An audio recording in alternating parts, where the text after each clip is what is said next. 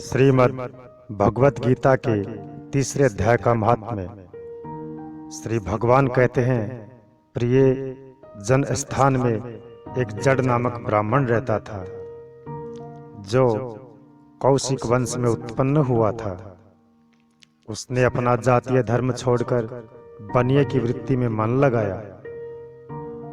उसे पराई स्त्रियों के साथ व्यभिचार करने का व्यसन पड़ गया था। वह जुआ खेलता, शराब पीता और शिकार खेलकर जीवों की हिंसा किया करता था। इसी प्रकार उसका समय बीतता था। धन नष्ट हो जाने पर वह व्यापार के लिए बहुत दूर उत्तर दिशा में चला गया। वहां से धन कमाकर घर की ओर लौटा। बहुत दूर तक का रास्ता उसने तय कर लिया था। एक दिन सूर्यास्त हो जाने पर जब दसों दिशाओं में अंधकार फैल गया, तब एक वृक्ष के नीचे उसे लुटेरों ने धर दबाया और शीघ्र ही उसके प्राण भी ले लिए। उसके धर्म का लोप हो गया था, इसलिए वह बड़ा भयानक प्रेत हुआ। उसका पुत्र बड़ा धर्मात्मा और वेदों का विद्वान था।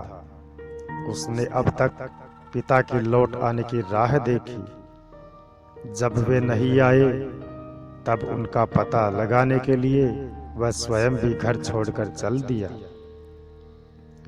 वह प्रतिदिन खोज करता, मगर राहगीरों से पूछने पर भी उसे उनका कुछ समाचार नहीं मिलता था। तदंतर एक दिन एक मनुष्य से उसकी भेंट हुई, जो उसके पिता का सहायक था। उससे सारा हाल जानकर उसने पिता की मृत्यु पर बहुत शोक प्रकट किया। वह बड़ा बुद्धिमान था। बहुत कुछ सोच विचार कर पिता का पारलौकिक कर्म करने की इच्छा से आवश्यक सामग्री साथ ले उसने काशी जाने का विचार किया। मार्ग में 7-8 मुकाम डालकर वह 9वें दिन उसी वृक्ष के नीचे जा पहुंचा, जहां उसके पिता मारे गए थे। उस स्थान पर उसने संध्योपासना की और गीता के तीसरे अध्याय का पाठ किया। इसी समय आकाश में बड़ी भयानक आवाज हुई। उसने अपने पिता को देखकर बड़ा अचंभा किया, क्योंकि उसके पिताजी बड़े भयंकर आकार में थे। फिर तुरंत ही अपने सामने आकाश में उसे एक सुंदर विमान दिखाई दिया, जो महान तेज से व्याप्त था। उसमें अनेकों क्षुद्र घंटिकाएं लगी थी। उसके तेज से समस्त दिशाएं आलोकित हो रही थी।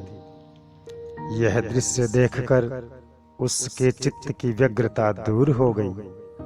उसने विमान पर अपने पिता को दिव्य रूप धारण किए हुए देखा। उनके शरीर पर पीतांबर शोभा पा रहा था और मुनिजन उनकी स्तुति कर रहे थे। उन्हें देखते ही पुत्र ने प्रणाम किया। तब पिता ने भी उसे आशीर्वाद दिया। तत्पश्चात उसने पिता से ये सारा वृत्तांत पूछा।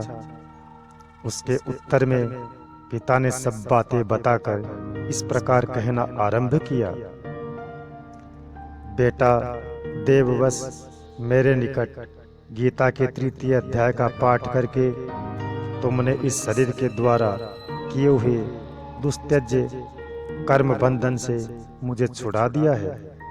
अतः अब घर लौट जाओ, क्योंकि जिसके लिए तुम काशी जा रहे थे वह प्रयोजन इस समय तृतीय अध्याय के पाठ से ही सिद्ध हो गया है।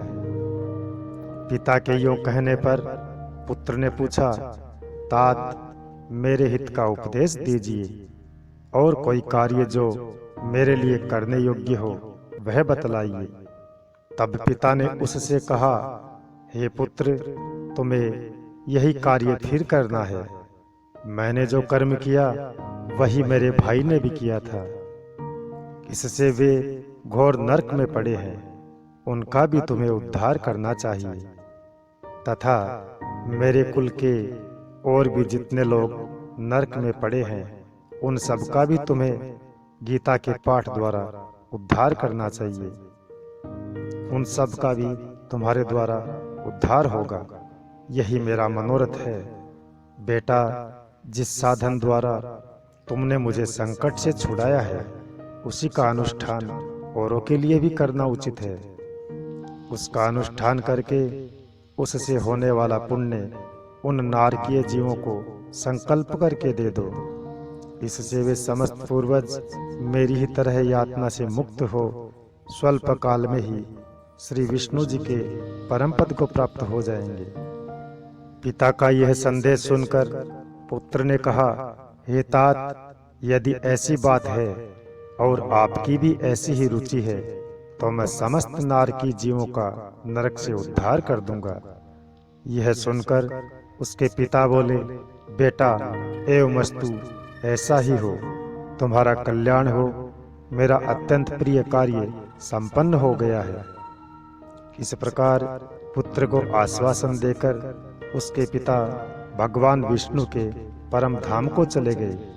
तत्पश्चात वह भी लौटकर जन स्थान में आ गया और परम सुंदर भगवान श्री कृष्ण के मंदिर में उनके समक्ष बैठकर पिता के आदेश के अनुसार गीता के 3 अध्याय का पाठ करने लगा। उसने नारकी जीवों का उद्धार करने की इच्छा से गीता पाठ जनित सारा पुण्य संकल्प करके दे दिया। इसी बीच में भगवान विष्णु के दूत यातना भोगने वाले नारकीय जीवों को छुड़ाने के लिए यमराज के पास गए। यमराज ने नाना प्रकार के सत्कारों से उनका पूजन किया और कुशल पूछी। वे बोले, धर्मराज, हम लोगों के लिए सब और आनंद ही आनंद है। इस प्रकार सत्कार करके पितृलोक के सम्राट परम बुद्धिमान यम ने विष्णु दूतों से यमलोक में आने का कारण पूछा। तब विष्णु दूतों ने कहा, हे यमराज देव, शेष शैया पर शयन करने वाले भगवान विष्णु जी ने हम लोगों को आपके पास कुछ संदेश देने के लिए भेजा है। भगवान हम लोगों के मुख से आपकी कुशल पूछते हैं और यह आज्ञा देते हैं कि आप नरक में पड़े हुए समस्त प्राणियों को छोड़ दें। अमित तेजस्वी भगवान विष्णु का ये आदेश सुनकर यमदेव ने मस्तक झुकाकर उसे स्वीकार किया और मन ही मन कुछ सोचा। तत्पश्चात मदोन्मत्त नारकीय जीवों को नरक से मुक्त देखकर उनके साथ ही वे भगवान विष्णु के वास स्थान को चले गए। यमराज श्रेष्ठ विमान के द्वारा जहां क्षीर सागर है वहां जा पहुंचे।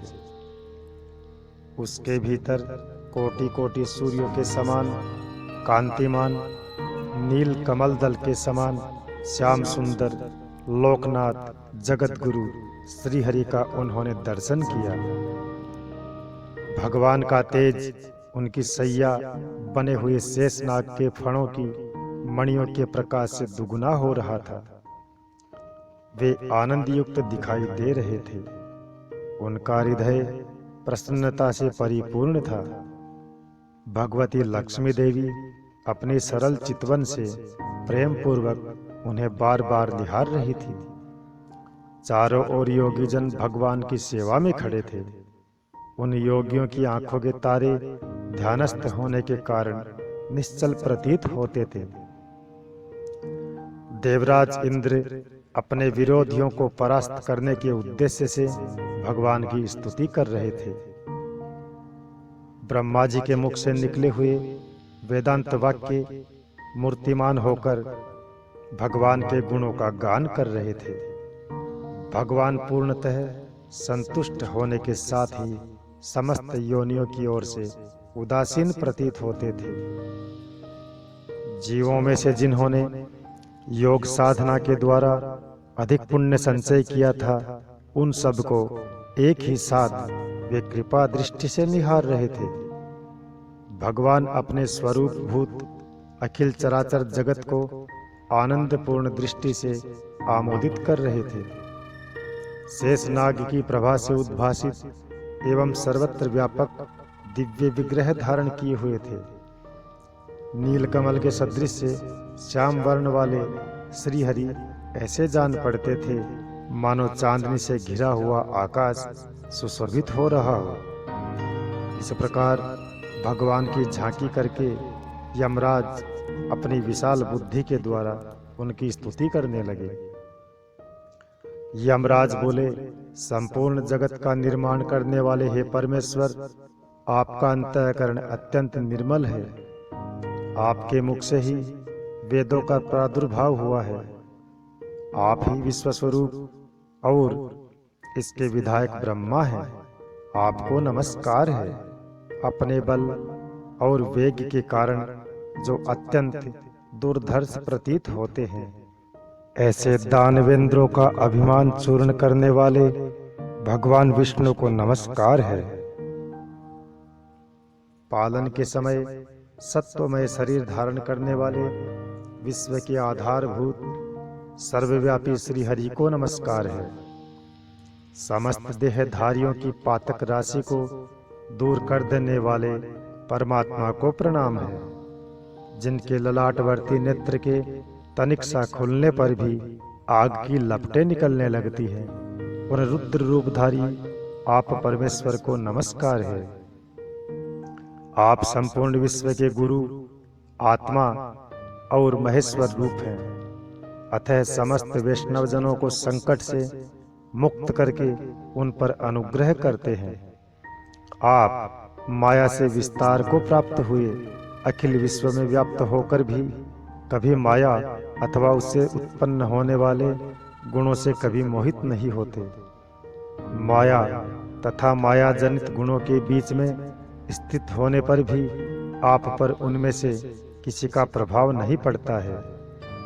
आपकी महिमा का अंत नहीं है, क्योंकि आप असीम हैं।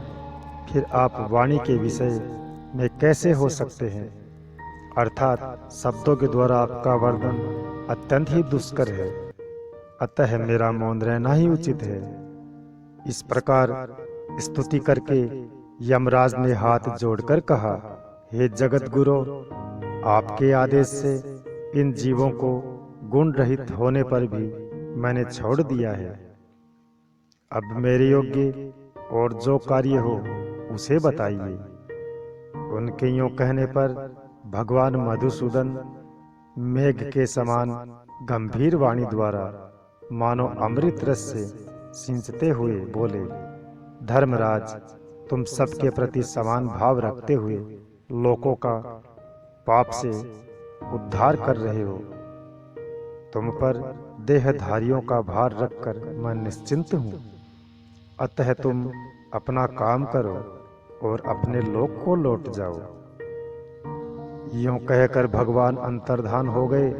यमराज भी अपनी पुरी को लौट आए। तब वह ब्राह्मण अपनी जाति के और समस्त नार के जीवों का नरक से उद्धार करके स्वयं भी श्रेष्ठ विमान द्वारा श्री विष्णु धाम को चले गए। ओम श्री परमात्मने नमः। श्री कृष्ण गोविंद हरे मुरारी, हे नाथ नारायण वासुदेव।